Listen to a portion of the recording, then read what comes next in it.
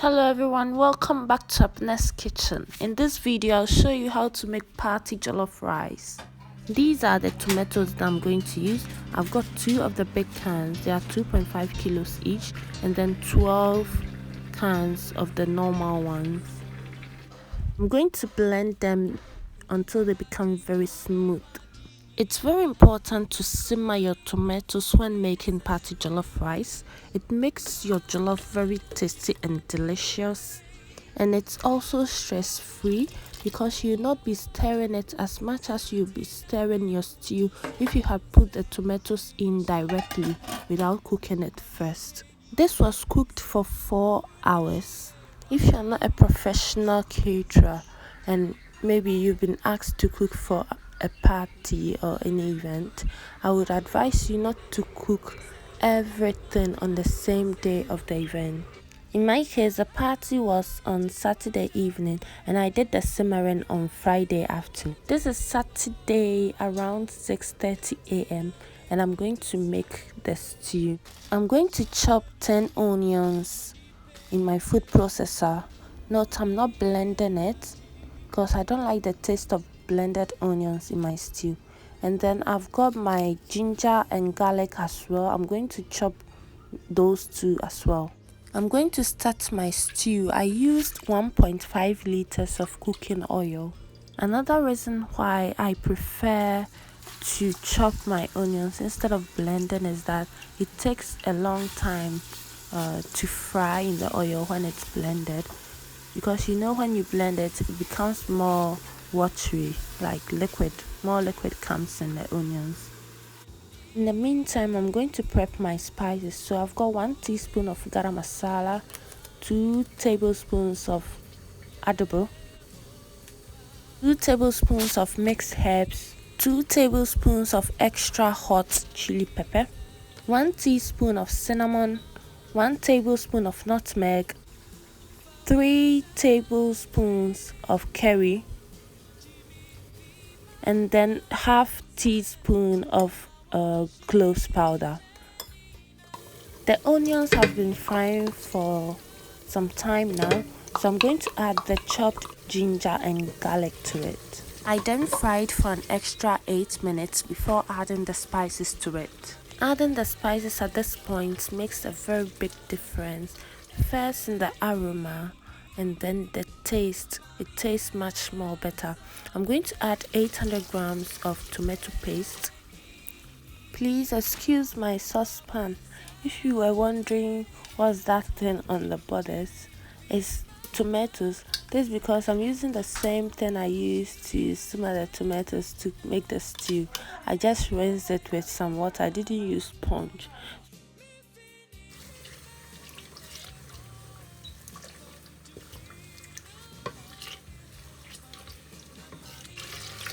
Minutes after stirring and frying, I'm going to add my simmered tomatoes. From this point, the stew will be cooked for 2 hours on very low heat.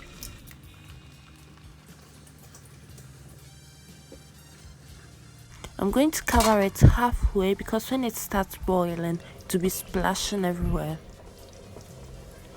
So before turning the fire off, I added 6 stock cubes to it. I'll be cooking the jollof rice in my sister's house, so I'll move to another kitchen. And I present to you my new chef. She's also an Abena, so we are still in Abena'sKitchen. Adding the rice.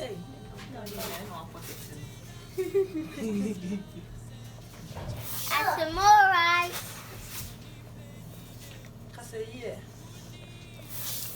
And more rice.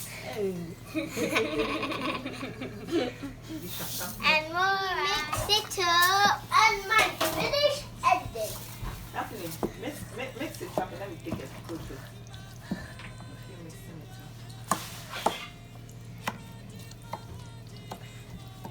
Super little and full luncheon time. Have to add more Which one? Maybe the oil. It's mine. Oh, you know, come here. Which one? Which one? Mama, I didn't know you want to come here.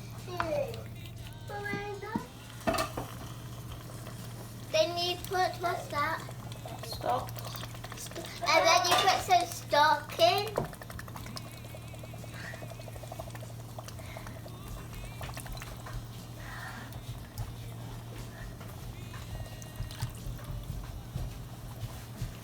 Mix it again.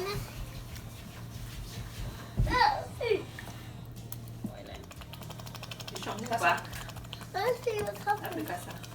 Add Add some crayfish powder. Now it's really boiling up.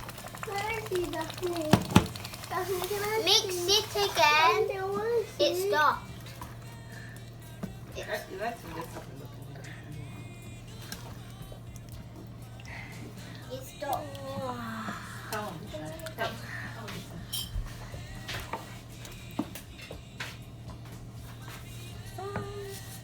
So like say it. Add some salt.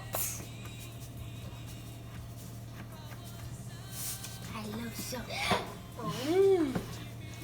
Oh, salt. Where's salt? Where's salt? I do have salt.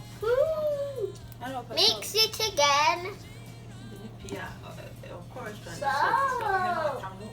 Yum, yum, yum, yum. Salt.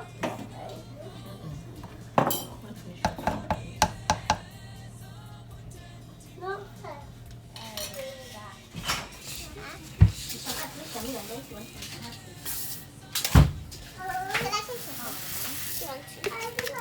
We should put some rice in.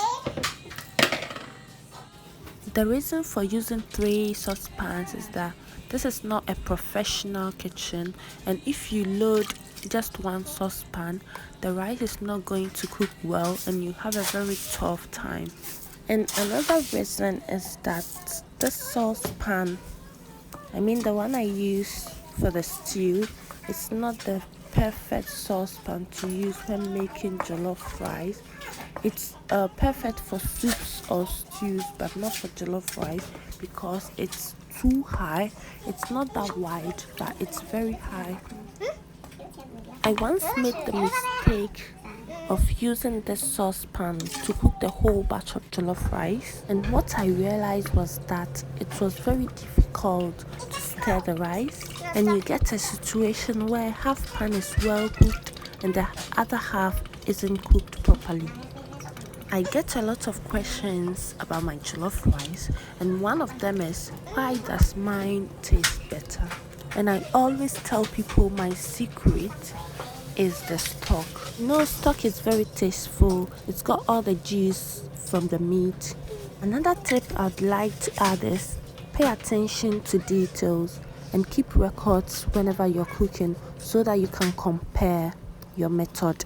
And one last tip is don't hesitate to ask people for their recipes. When you eat someone's food and it's delicious, ask how they made it. My cooking is a combination of many methods I learned from different people. Most often you see comments like, oh, that's not how it's done. That's not how my mom taught me how to make it. Pause. Please be open-minded, learn new methods, and trust me, you'll be a better cook.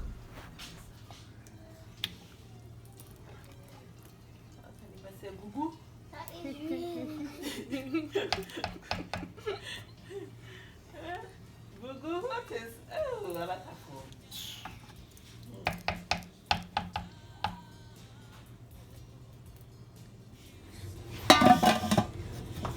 Auntie Abena, where's number 1?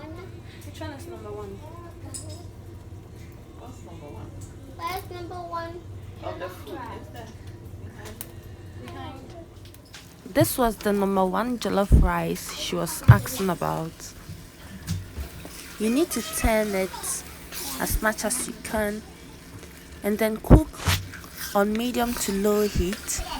I cook on medium heat until it boils, and then I turn it to very low heat. So my sister roasted the meat. These ones were roasted without boiling it first, but as you can see, we still got some stock from it. So we kept stirring the jollof rice.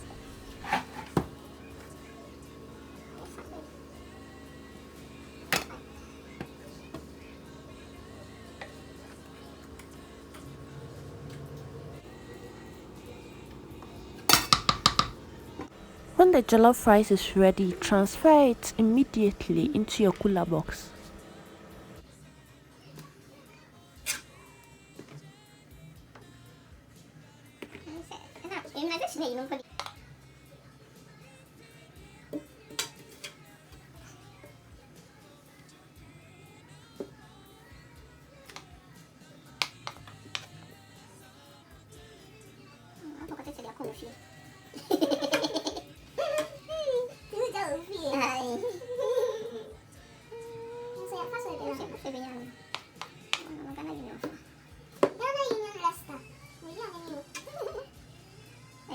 All done now, so let's go party.